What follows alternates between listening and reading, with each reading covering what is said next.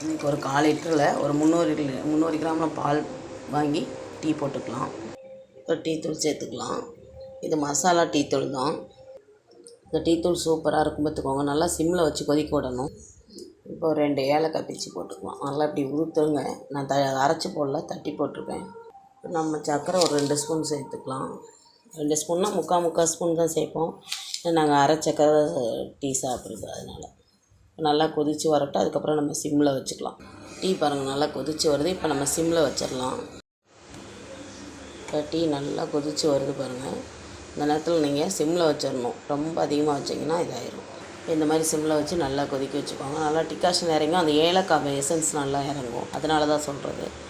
சிலது ஏலக்காய் பொடி இருந்தால் போட்டால் சீக்கிரம் இதாகும்.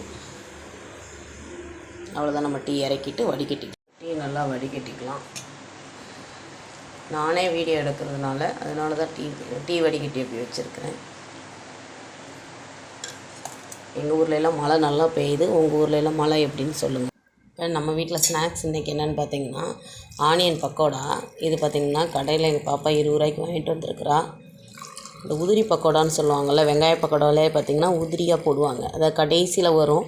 இந்த பக்கோடா நம்ம கேட்டோன்னா கொடுப்பாங்க. சூப்பராக இருக்கும். இந்த டீக்கும் மழைக்கும் அதுக்கும் சூப்பரான ஸ்நாக்ஸ் பார்த்திங்கன்னா ஆனியன் பக்கோடா. இன்றைக்கி நம்ம வீட்டில் இன்றைக்கி சாயங்காலம் நேரத்தில் பார்த்திங்கன்னா ஒரு டீ, ஒரு வெங்காய பக்கோடா ஸ்நாக்ஸு.